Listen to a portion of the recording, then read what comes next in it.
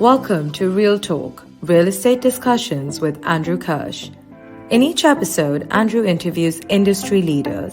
We'll hear their real-time opinions on today's market, their background and unique career highlights, and guidance for newcomers into the industry. You can find this show at scholarkirsh.com and on YouTube, LinkedIn, Apple Podcasts, Spotify, Google Podcasts, and more. Now here's the host of Real Talk, Andrew Kirsh.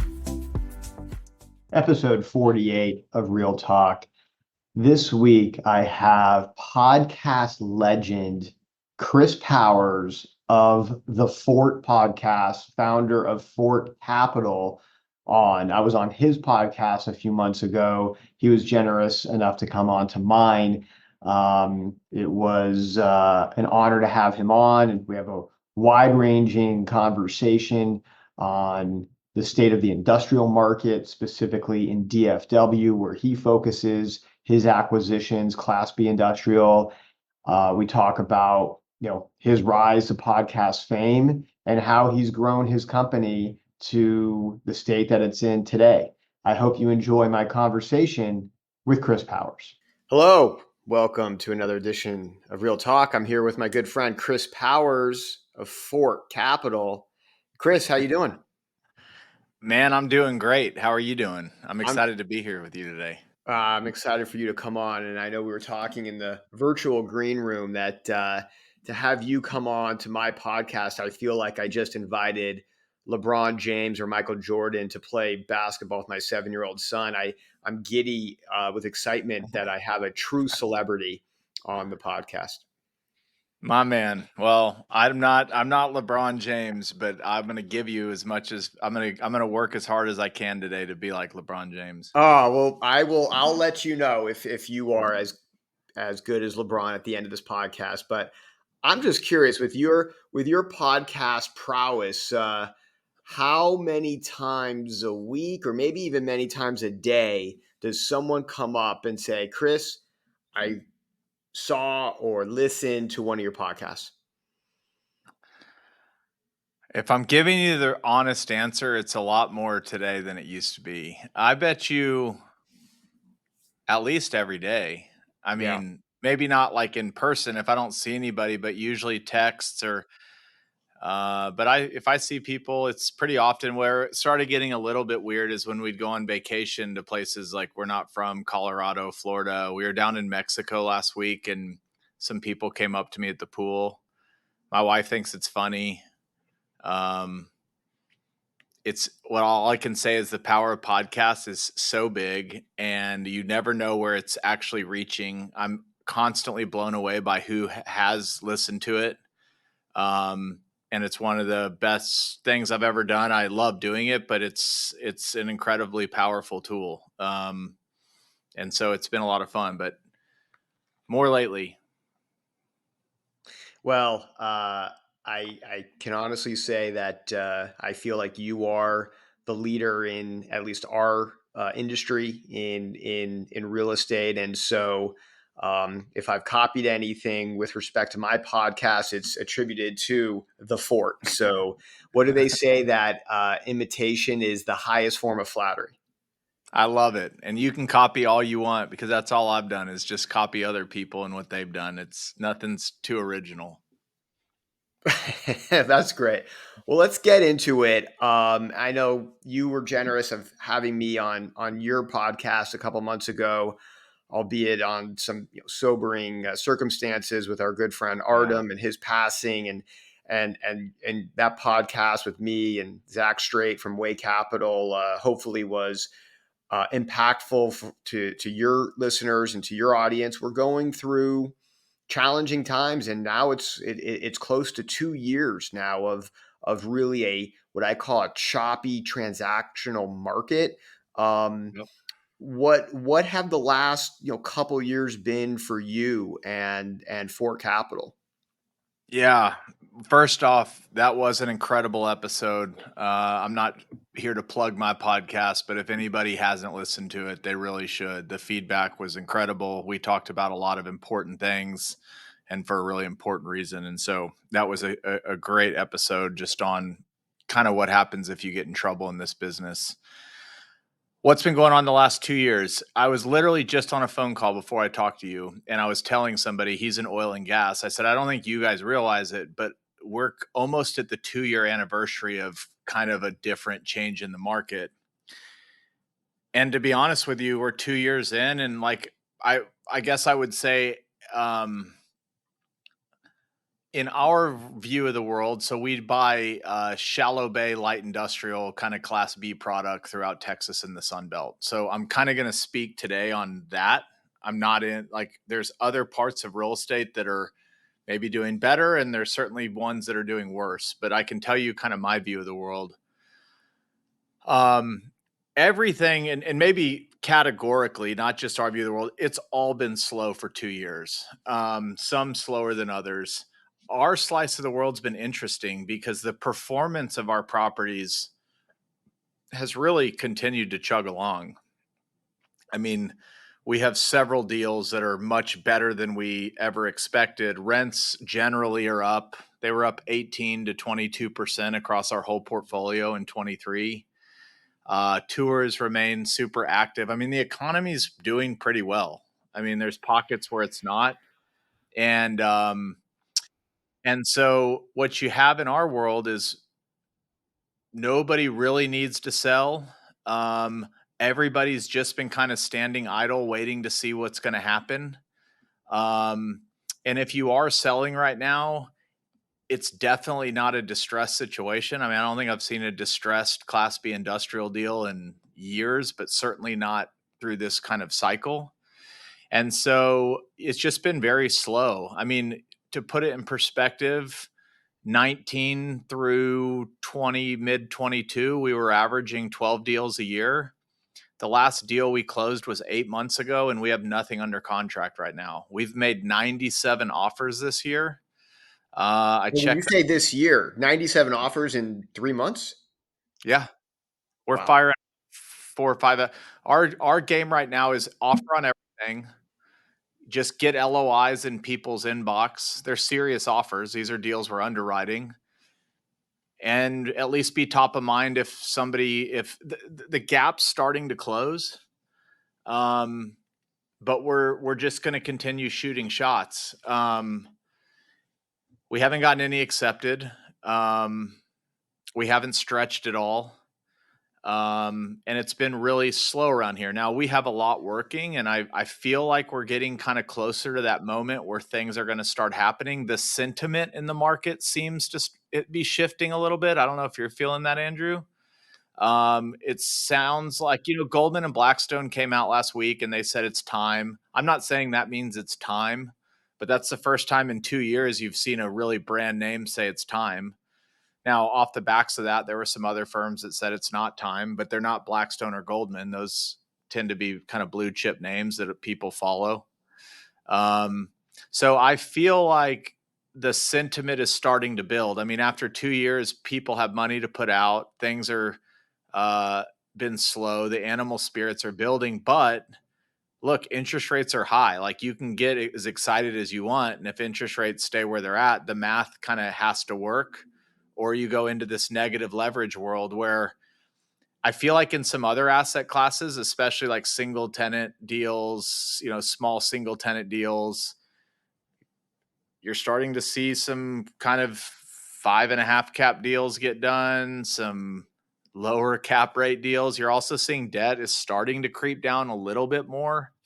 But everything's kind of in a stalemate still, at least in our world. But it seems like, I don't know how to say it. It just feels like things are trending, like maybe we bottomed.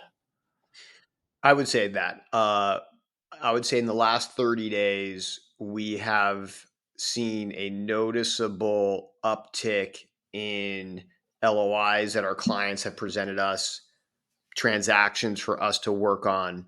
Have we been busy over the last 2 years? Yes, but it's not the same type of busy, right? Yeah. From workouts and working through issues, being more defensive, less offensive.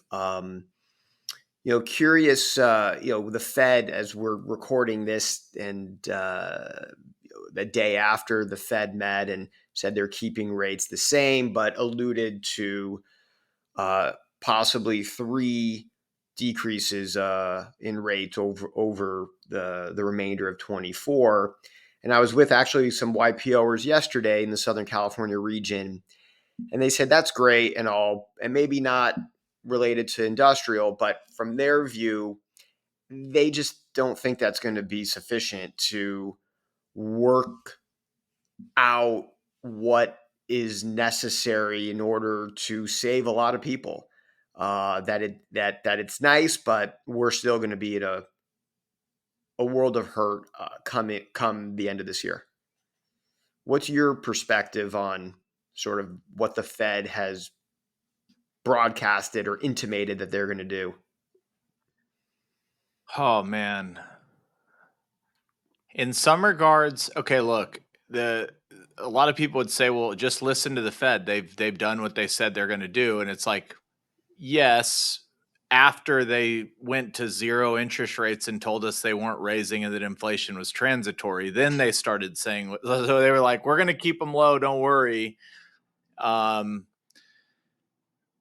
if you followed them since then, they've kind of done what they said they're going to do. The inflation print, I think it was last week, came up a little higher than expected.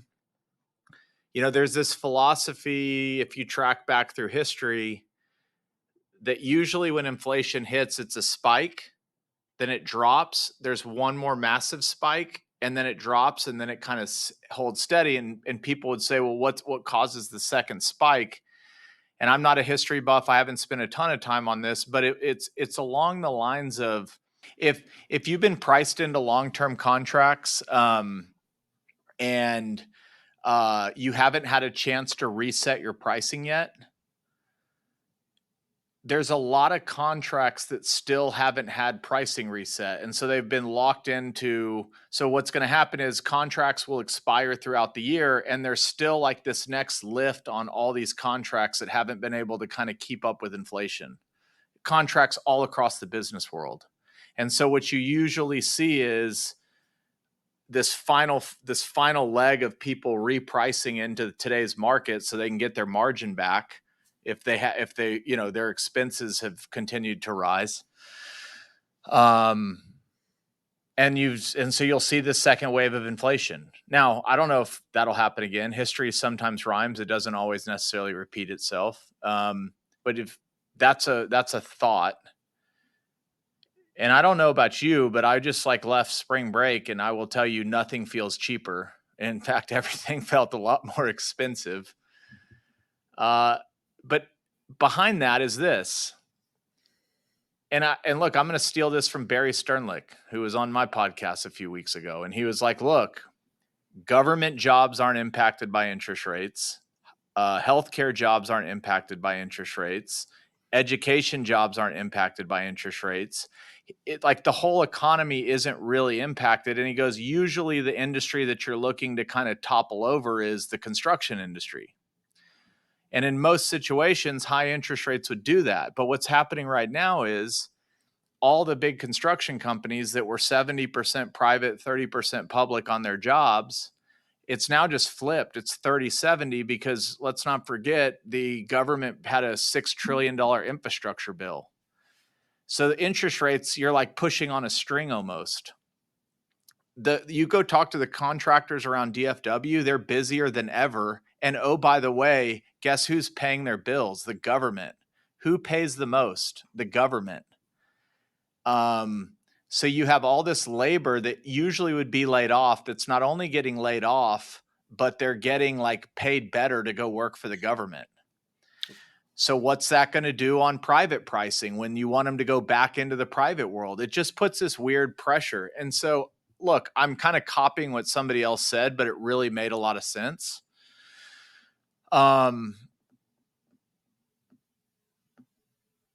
Yeah. So all that to be said, maybe interest rates are going to go down a few points. Maybe they're not. We'll see. You're right. I think if you're in a tight situation already, 3 cuts by the end of the year probably ain't going to save you. It's not. It's going to help. Yeah. But if you're not already with some healthy margin, I don't think 3 cuts gets you there. It's certainly not going to help the multifamily borrower where they either don't have a rate cap because they started at such a low interest rate, and even those that had a rate cap and they're expiring, the cost to extend that rate cap is 10, 15 times what it cost 2 to 3 years ago. And as cap rates have risen, the prospects of them refinancing out of what they currently have is daunting. It's daunting. Yep. And so we hear it doesn't really apply to private money and private lenders, but we are hearing that the federal government is, telling the agencies, you got to work things out with your borrowers. We can't have massive foreclosures here, especially in the multifamily world. Now, I don't think that's not applicable in other commercial aspects of real estate. Look, in office, we've seen the effects, the significant effects coming out of COVID, and the way people utilize office has really just pummeled that asset class. We've talked about multifamily. It feels that industrial is in a safe spot here. Sure, you could be nitpicky that rents have come down a bit and the market's a little softer, but overall, how do you feel about the industrial market? Like it's chugging along right now. And I can speak to kind of the Class B, but even the Class A stuff in DFW, which I keep a pulse on, is leasing up. I think at one point there was 26 1 million square foot buildings going up across DFW. I was told yesterday there's 3 left in the market. And what you're also going to see, though, in every asset class is a supply glut's coming. So every deal that's coming on market was started 3 years ago, but nothing's starting right now. So you'll see deliveries continue, but nothing will start in 24, 25. You probably won't see stuff starting until maybe 26, 27 again. So any short-term pain is kind of going to be made up in a few years because supply is stopping in multi, it's stopping in industrial. I mean, office they're not going to build much more of that. I don't know if that answered your question. Back to industrial, the markets that we're in are moving along. And again, most industrial was capitalized with fairly moderate debt. In our case, I think 85% of our portfolio is fixed rate debt. So we kind of start rolling through that beginning at 25. We sold a lot in 21 and 20. So those deals that would have been maturing now, those got off our books. But most stuff's financed 60, 65. A lot of the syndicators were using high leverage bridge debt, trying to add value and get to a permanent agency loan as quickly as possible. That's not the model in industrial. Now, I can't speak for developers. I think there are probably some developers out there finishing up buildings that, they're going to have to recap into a higher interest rate environment, and they might get stuck a little bit. But nobody's really hurting. They're not hurting from empty buildings and no tenants. They're just hurting from interest rates. And so everybody can kind of wrap their head around that a little bit more than they can a market where you don't know if a tenant's going to show up to lease your building for the next couple of years. The math is pretty easy on like, hey, tenant here paying this, rates are here. Investors can kind of solve for it a little bit better, as opposed to tons of fear about, will a tenant ever lease this building? Should we just let it go? So, and look, I think where the world, the things that shape industrial and are driving industrial, those forces are still at play, and those tailwinds are growing.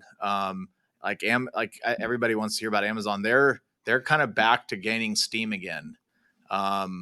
A lot of the big boys are back to gaining steam. And in what we do in Class B industrial, which is a lot of service-based businesses, a lot of local medium-sized businesses, cities are still growing. I mean, again, economies are good. And so those tenants are still in business. You're not seeing business bankruptcies or foreclosures. You're just seeing high interest rates. I don't know how to say it. Yeah. So pivoting the conversation, me being in LA, you being in the Dallas-Fort Worth area, over the last couple of years, especially since COVID, the narrative has been this exodus of people from California, whether it's Southern California, Northern California, just invading Texas, whether it's Dallas, Austin. Anecdotally, I have several friends who have moved to both regions. When you're walking around the streets of Dallas, is it just, have you been invaded by folks from California? Do you see it? Do you notice it? Is it palpable, or is it just more anecdotal? Yeah. Austin, a lot more so. I'm not from Austin, but I would tell you a lot of people of my friends in Austin, I think, feel it. And look, I was at a family office at Old Parkland the other day, group that moved here from San Francisco. They'll never go back.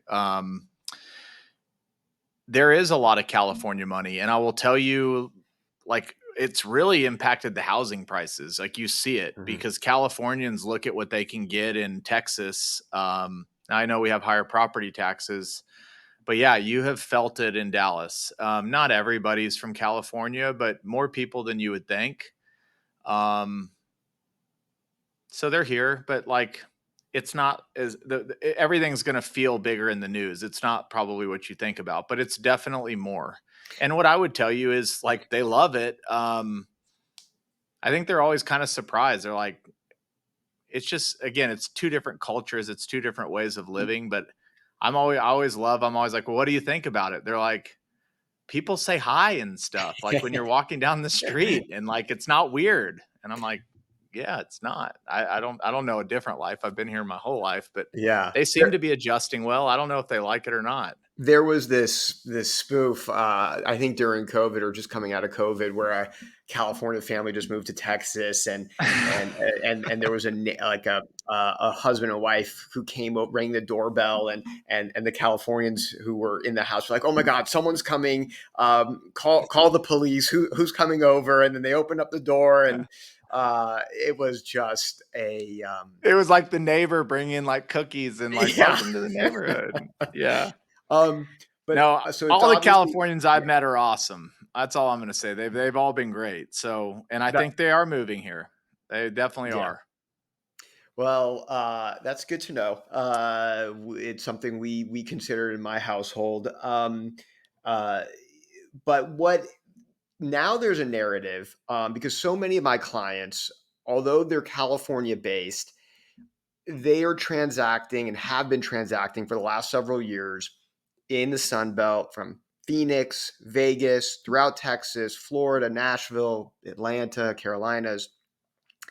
And now over the last, I don't know, 60 days plus, maybe a couple more months, there's a narrative where there's a concern of oversupply and an endless ability to develop in these communities where it's easier to develop compared to Southern California or really anywhere in California, and that there's a renewed focus in California or in states where it's more supply constrained. I mean, when we had our transfer tax ULA come online over a year ago, we had clients in the in the private equity world and other capital providers who literally put a red line through LA and said, we will not transact in LA because of this repulsive 5.5% transfer tax.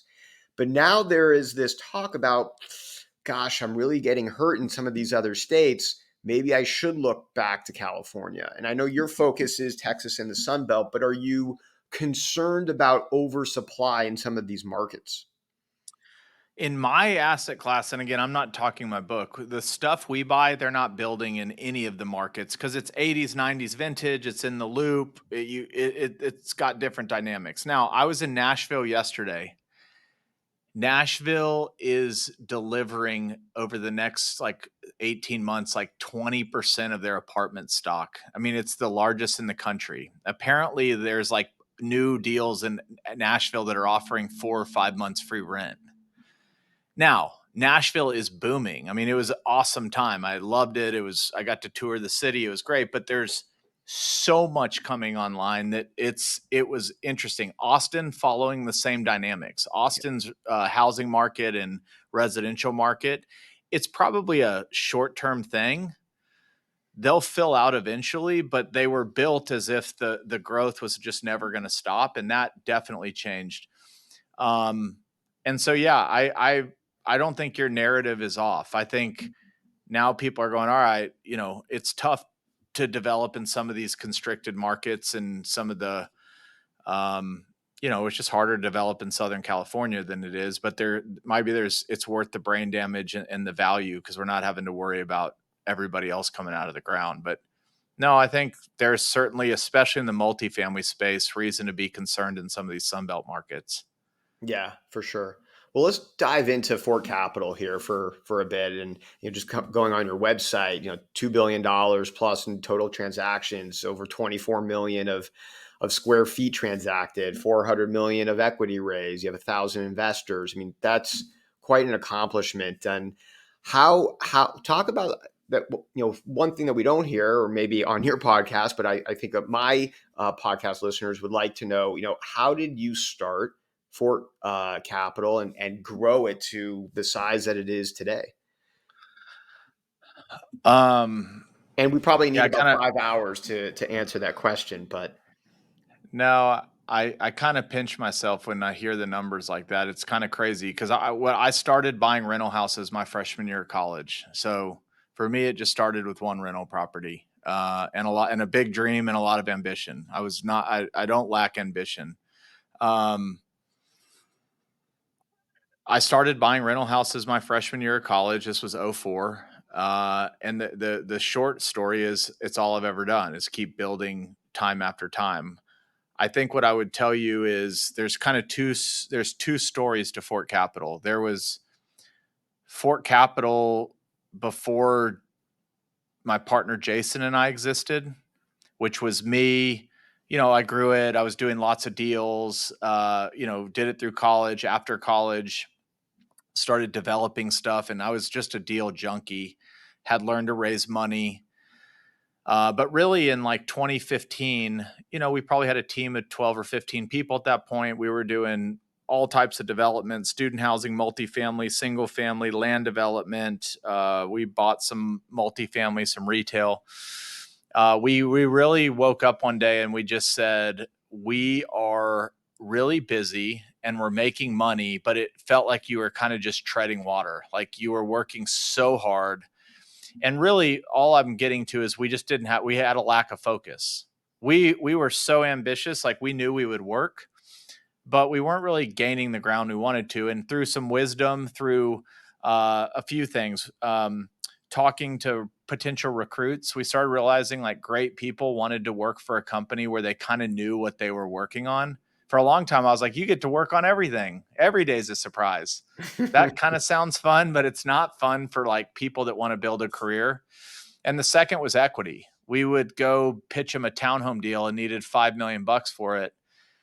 And they would kind of give us the same thing. They were like, look, we think you'll make money. You're a hustler. You've kind of proven but we want to give money to the group that builds townhomes all day, every day and just gets better at that. And we don't know if you're going to wake up tomorrow thinking about student housing or land so we pass. And so it was pretty quick. It didn't take much those meetings to go, we probably need to find something to focus on. And so I'm happy to go into it or not, but we basically said, okay, we're going to do that. I spent the year kind of figuring out what are we going to go all in on. It wasn't so obvious. And the irony is we picked Class B industrial, which is something we had actually never done before. It's almost like we had done everything but that. Wow. And we got to it by looking at the macro environment, thinking this is something that is undervalued right now. And then what do you not want to do? We didn't want to develop anymore. Development's really hard. There's a lot of risk that you can't control. It's a lumpy fee business that's not kind of steady and recurring. There was just lots of things we didn't want based on our experience. And then we picked something that we felt like had legs. And so at the end of our 2015 year-end retreat, Jason and I looked at each other and we made a pact and we said, we're going to go all in on Class B industrial. Not one deal we do from here going forward is going to be different. We'll finish all of the legacy stuff that we've been doing. And that took till probably 2018. But everything new coming into the company will be this. And I think the first year in 2016, we did like one or two industrial deals. Now we were busy because we had legacy development going on. But I will tell you the best thing we ever did for our company was focus deeply on one thing and get really good at it. And most of the numbers that you just talked about really some of that was pre-focus, but a lot of that has been the last 7 or 8 years of industrial. Was there a seminal transaction or a seminal moment where you said to your partner, we made the right decision? Yeah, so we're really big at Fort. So we read the book Good to Great. So my partner's an incredible CEO. He's just an awesome operator. I'm very fortunate to have him. And he had been at a big company before we met. He's 10 years older than I am. And he had been at the second largest privately held home builder in the country. They win Culture of the Year every year. And had just built an amazing operating machine that cranked out homes, and they were very profitable through all market cycles. So anyway, when he showed up with me, he just met some like entrepreneur running around town just trying to put stuff together. He was kind of like, well, let's build an actual company, which for anybody that's built a company, it's fun, but it's not that fun. Like the day-to-day of it is not glamorous. I think the headlines are glamorous, but it's not glamorous to build a company. And I mean that in the nicest way possible. We have the best people. I love our team. I love what we do. But like the hour by hour, day by day, most business is like, it's like you win the Super Bowl, which is what you get. But the 350 days of eating dirt at practice aren't as fun as winning the Super Bowl. Anyway, you asked like, what were the inflection points? Jason said, I'm gonna hang back and build the company. You go continue to raise capital, find deals, bring opportunity in. So that was one. And the second was, if you've read Good to Great, you've thought of the flywheel concept, or you've heard of the flywheel concept. We really settled into, we did a retreat in like 2017, big on retreats, love a good 1-day offsite. I think they're like the best things company can do. And we said, we need a flywheel. We spent all day figuring out what our flywheel was. And for anybody listening, a flywheel is something that over time you start early on by putting a lot of effort into pushing it and making it go round. But over time, if you do that well enough, it builds momentum, and the effort to move the flywheel gets less and less. What you're basically saying is you can do more with less effort. And we went all in on this flywheel, and we said everything we do, every goal we set, everything we work on, if it's not pushing that flywheel forward, we're not going to work on it. And that's easy to say. What you find in a lot of companies as they get more successful, they start having ideas and they want to do things. And like the most exciting part of it is the idea. But if you're like, well, how does this actually make our company gain momentum? It doesn't. And so what does anything you do outside of your flywheel do to your company? It slows your company down. You're really busy and it feels good, but you're not gaining momentum. I think Amazon has the most famous flywheel of all time, and it's very simple. So we knew what ours was, and we knew these are the only things we're going to do. And I could go on and on about how great that was, but we knew what our flywheel was. Our team knew what it was. And we said, if you aren't doing something that's pushing this flywheel forward, don't bring it to us. We're not interested in doing it. Yeah. And that was an inflection point. Yeah, it's And then just scale. Yeah. You buy enough of this stuff, you can charge enough fees and hire enough people, and buying more real estate and getting scale solves a lot of problems across the board as you're building a great company. Yeah. It's interesting because a good segment of my client base is similar to you and Fort Capital, in that you have focused on one asset class and in a particular region, Texas, Sunbelt. And then I have other clients who they view themselves as just finding great opportunities regardless of the asset class and almost regardless of location.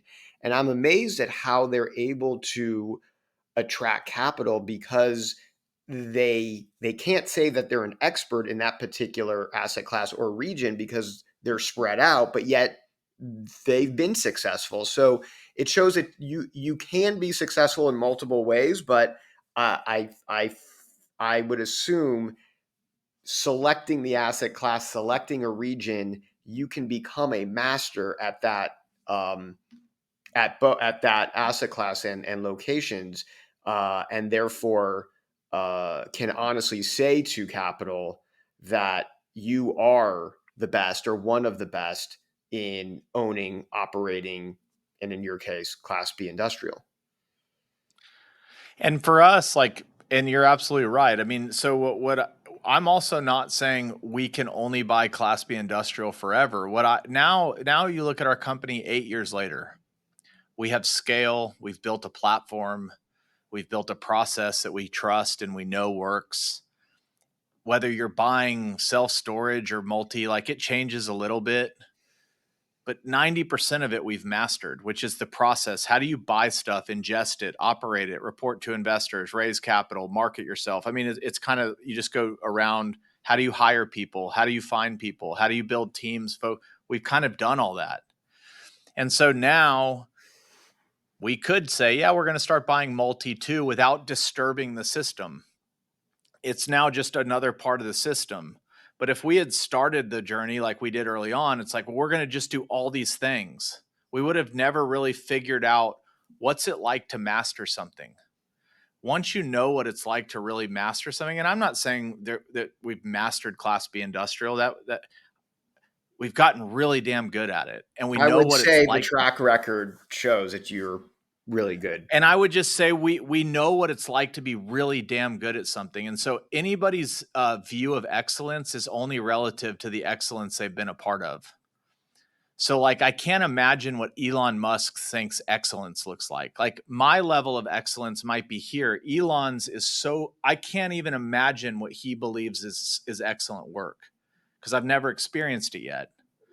Same with Amazon. You look at the early pictures of Jeff Bezos, he's on the floor like packing boxes and whatever he was doing. That was his level of excellence until he built like the trolley system or whatever that got packaged, and that was the new level of excellence. So I think the way we think about it is we think we're excellent at something. And so now we know how to apply it to something else without disturbing the other thing. But I think we had to give ourselves that time to learn how to build the machine. And then you can start kind of adding in things to it over time without creating disruption. I think I'm going to put that excellence comment or statement on a bumper sticker and You put it on my should. car. It's It's a good saying. Have you well, think about it noticed? this way: if all you've ever had is eaten is ramen noodles your whole life, if I said what's excellent food, you would just say the ramen that had chicken in it. But if I then took you for one night for the best steak ever, the best steak there is in LA, and I said the next day, okay, tell me what excellence is the bar's reset again. It's whatever you've experienced. No, Sorry. no, it's a great perspective. Curious if you're seeing more groups enter the industrial market, especially where office is now. So several of my office clients have Everybody. pivoted to industrial. Everybody is getting into industrial. Yeah, even It's kind of multifamily. I know. it was like a meme, our friend Elliot B on Twitter. It's like a meme that he does now. It's everybody's just ditching whatever they were doing and getting into Class B industrial. We have seen when we started in 2016, people were like, "What are you doing? Like, why are you buying these sheds? They're ugly. They're like." I remember the first few years, people were like, "You're nuts." And look, it's like all things. When you're early into something, it seems a little weird, but yeah, everybody and their mother, it seems like, is getting into industrial in some way, shape, or form. Which, again, that's good and bad. It's good because I guess it keeps pricing high. It's bad because it's harder to find deals and do deals. So if you've already been in for a while, it's good, but it just makes it tougher to crack into the market. But the other thing I can say is, look, we've been in it for 8 years. We've built a reputation. We have an advantage over all the incumbents. The only thing new incumbents really have to offer over us is more money to buy, to pay more than we are, if they're going to crack into it. And so, but yes, everybody's getting into industrial, it seems like. Yeah. Well, in our remaining time, I want to talk about how you're capitalizing deals and if that has shifted over the last several years. I noticed on your website, 1,000 investors. So that would say to me, either in a fund model or a syndication model. Curious if you've taken any JV money. So if you could just talk about how you guys capitalize deals from the equity side. Yep. And to finish that last note, leading into capital, most of the reason why people are getting into industrial is because the only capital out in the market right now is for industrial and multifamily. There is no capital, there's capital for other things, but it pushes you that way. We've syndicated every deal by deal for 18 years. That wasn't some like brilliant strategy. That's just what we did. We started passing the hat around when I was 21 years old, raising $500,000, $1 million for a deal, and then 2 million. And over time, you just keep making people money and proving what you're going to do. And you keep meeting more people. We've never solicited anybody. So we've never like gone and pitched somebody on why they should invest with us. Now we've sent them a deal and said, do you want to invest? But we don't have a sales team. It's all pretty much inbound referrals. And that's worked really well. We've syndicated like $460 million. And I will tell you right now, we're in the market trying to raise our first dedicated vehicle. I don't know exactly what that will end up looking like structure wise, but we think we're at a place 21, 22. We syndicated a couple $100 million a year. I think we did 150, then we did 200. It becomes a lot. And to be really competitive, there's advantages. The cost of capital is cheaper. Your deals aren't crossed. But to grow at the pace that we want to grow, we committed capital is going to help.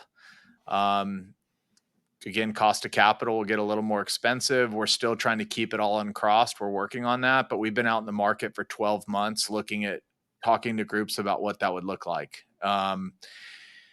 And the reason for an uncrossed vehicle for us, there's a lot of reasons. I mean, it's advantageous. You can sell a deal and make money. You don't have to sell 10 deals to make money. Our company culture is built off being able to sell and generate promote. That's how people have been paid forever. So to go back to our team and say you're now going to get paid every 5 to 7 years instead of whenever we sell something, that just changes. You can recruit better when you're deal by deal, or at least have promote by promote, or so we're told. And I will just say unequivocally, some of the giants in the industry, I'm a little peon compared to these people. When I asked them, what's one thing I shouldn't give up? Almost unequivocally, like they don't have to think about it very hard. If you cannot cross your deals, don't do that. Pay a little more, take a little less promote, pay a higher pref, don't cross your deals. Is that possible? I mean, how has the investor market received that, request or that demand that you have?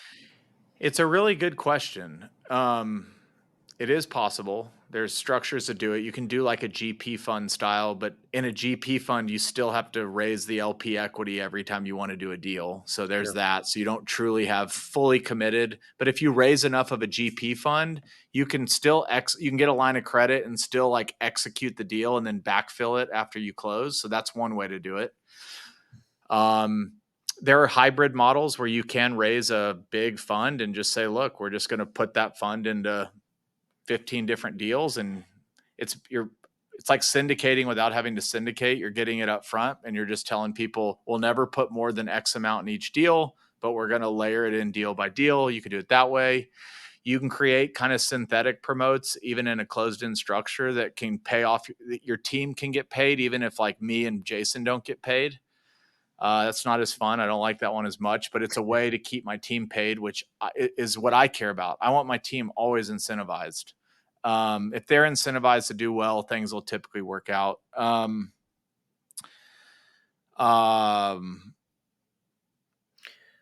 So yeah, I mean, that's how you would do it. And all I would tell you is the last thing is a lot of people would say, okay, that's more of an entrepreneurial model.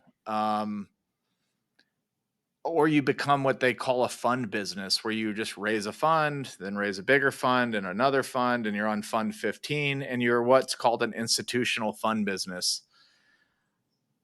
I'll tell you, Andrew, I wouldn't say I have no desire to do that. I don't ever want to totally shut the door to that. It's not why I got into the business. That's a different form of running a company. I'm not against it, but I'm going to fight to not have to go that direction for a bit longer. Yeah, no, I get it. But how is the market? How is it fundraising in today's market when it is challenging for anybody to raise money on a single deal. But for you, with respect to a fund itself, I mean, we've formed a lot of funds over the last 12 to 24 months. It's been hard for our clients to raise money in this market. Yeah, I would say nobody's in a rush to do anything. Now, I'm not Blackstone. I'm not like blue chip the best. I'm sure they could, no matter what the market is, they can just gobble it all up. So I'm speaking to like a lower middle market company. Unless you have some incredibly unique opportunity that's so unique and profitable, which I haven't really heard of many, so I can't. I would imagine those might be getting funded. Nobody's in a rush. I would tell you, everybody's taking meetings again. I mean, we've met with over 60 groups in the last 4 months. We hired JLL to take us through this process, and we've had a ton of meetings. So back to where we said, like, the animal spirits are building up. It seems like people are getting ready to move a little bit quicker again. And generally speaking, it's been an incredible learning experience. Learned a lot. I think we're going to get term sheets. I think we'll get several term sheets. But it has, when I started this, I was told it's going to take 12 to 18 months. And even though we've raised $460 million of equity, when you're raising a fund, everybody sometimes treats you like it's like you're back to being a rookie again, which is fine. I mean, it's like a first time fund. Yep, totally. We're at this unique size. We're like, yeah, we kind of skipped fund 1 and 2. We're kind of starting where most fund 3 people are, but the world doesn't necessarily care about that. Yeah. So I would tell you, I don't know. I've never raised a fund in a really great time where cash is moving. I've syndicated, so I know how quickly it was to raise that. But my guess is it's slower than normal, and it's going to take all of 12 to 18 months to get it done. Now, don't get me started on, I don't think it has to take 12 to 18 months, but it does. But that's not what we're going to talk about now. No, we don't need to. But my last substantive question is: have you ever considered joint venture structures where a capital provider puts up the vast majority of the equity? Yes, and the only issue with that, it's all timing. If every seller on the planet would give me 120 days to close, I might never do a fund. I'd just joint venture everything. Mm-hmm. The problem is when you have a good deal on the line and you have a 30-day look and a 30-day close, and let's be honest, everybody takes as long as they can to get that contract signed so you can buy an extra 10 or 15 days. It's just the name of the game. Oh, of course. You know how many times clients have said, "Hey, Kirsh, make sure you have built momentum so it looks like we're making progress, but not too quick so you can buy another week or two for me." I'm like, I got it. Send you the turn of the document Friday afternoon. Yep. So we know we bought the weekend. But the truth is, that's the problem. So if I'm going to a JV partner that I've never done a deal with, just the process of meeting them, pitching them the deal, they have to take it to their investment committee. They have to ask questions, and they have to go back to their investment committee. The big boys, it's a logistical problem. It's a logistics problem. And so now, obviously, if you've done a deal with somebody, you have a relationship and you can kind of repeat. That's a great deal. I think one thing we've been nervous about is a JV where you're beholden to one partner and they have thumbs up, thumbs down. And so if they don't want to do it, you have to go meet a new partner, which again takes time. And if I have a deal in hand, I don't have time to go meet a new partner because I got to perform. But yes, I would love to do joint ventures, and I would love to just have a little more time to close, but that's not the name of the game, and that's not how you win deals when you need 90 days to close. So it's kind of we're in a chicken and an egg problem there. We haven't done enough of them to have enough partners where I could send them a deal tomorrow and get approval in 7 days. I've had clients who have done billions of dollars of deals through a joint venture structure and have then pivoted to a fund model. And I said, "Why are you doing this?" And they said, "Because the brokers will take me more seriously if I have committed capital than if I have to raise it even though, despite my track record of having a great track record with institutional JVs, they're going to favor the fund model. For sure. I don't know if that ever changes, but it's the right thing. I mean, the crazy thing, I probably shouldn't say this. The craziest thing is when sellers ask us, where's your equity come from? We tell them we're going to syndicate it, but we've never not syndicated it. You can count on that.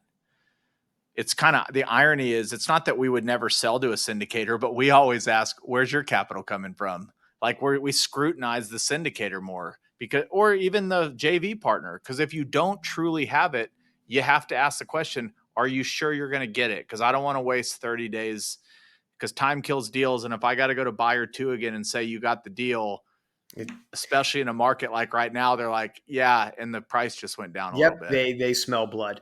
All right, final question here. We're recording this on what I consider one of the greatest sports days of the year, the start of March Madness. And if I recall correctly, you're a big TCU fan.